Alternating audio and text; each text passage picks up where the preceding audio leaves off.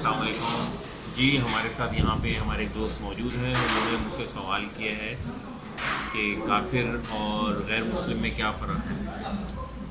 تو دیکھیں، کافر وہ ہے کہ جس کے پاس اللہ تعالیٰ کے دین کی بات پہنچ گئی ہو اور وہ سمجھ گیا ہو، اور اس نے پھر جانتے بوجھتے اس کا انکار کیا کہ میں نہیں مانتا. کافر کا مطلب ہے انکار کرنے والا.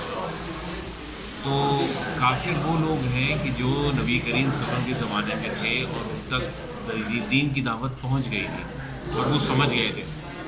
اللہ تعالیٰ نے ان کے بارے میں وحی اتاری کہ یہ لوگ کافر ہیں، انکار کر رہے ہیں آپ کی بات کا، کیونکہ کسی انسان کو تو نہیں معلوم نا کہ سامنے والے کے دل میں کیا ہے. تو اسی طرح رسول اللہ صلی اللہ علیہ وسلم کو بھی نہیں معلوم کہ جو میری بات کا انکار کر رہے ہیں یہ سمجھ گئے بات یا نہیں سمجھے.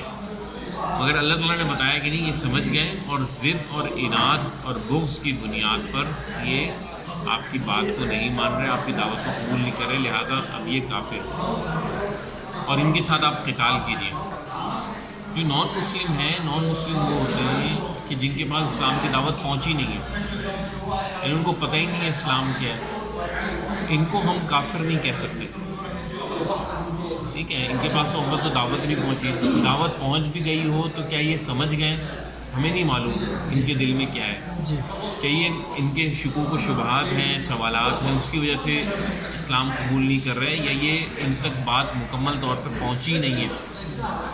جیسے ہر شخص جس مذہب میں پیدا ہوتا ہے اس کو حق سمجھتا ہے. ہم بھی اسی طرح اپنے آپ کو حق سمجھتے ہیں. ہندو بھی حق سمجھتا ہے، بدھسٹ بھی حق سمجھتے ہیں، عیسائی بھی حق سمجھتا ہے، یہودی بھی.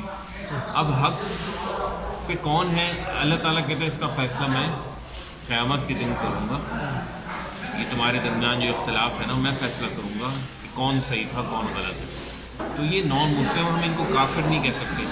ابھی میں ایک مکتبے میں گیا، یعنی کتابوں کی دکان پہ گیا، اسلامی کتابوں کی. وہاں میں نے ایک کتاب دیکھی، ایک عالم کی تھی، تو اس میں بد دعائیں لکھی ہوئی تھی کہ اللہ تو قتل کر دے کافروں کو، تو قاتلوں کو برباد کر دے، ان کے گھروں کو نست و نابود کر دے، ان کو تتر بتر کر دے، ان کے گھروں میں زلزلہ بھیج دے.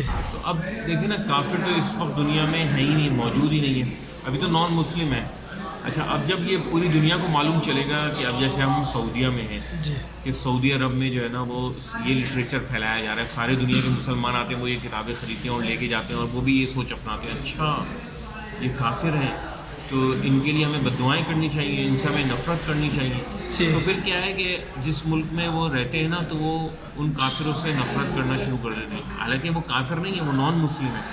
ان کے لیے بد دعائیں بھی کرتے ہیں، ان سے محبت بھی نہیں کرتے، ان سے سلام دعا بھی نہیں کرتے، ان کو اسلام کی دعوت بھی نہیں دیتے. ان سے جو ہے نا، جو ان کا ایٹیٹیوڈ ہوتا ہے وہ اگنورنس والا ہوتا ہے، جس کو ان کو اگنور کر رہے ہوتے ہیں اور سمجھ رہے ہوتے ہیں کہ ان پر خدا کا عذاب آیا ہوا ہے.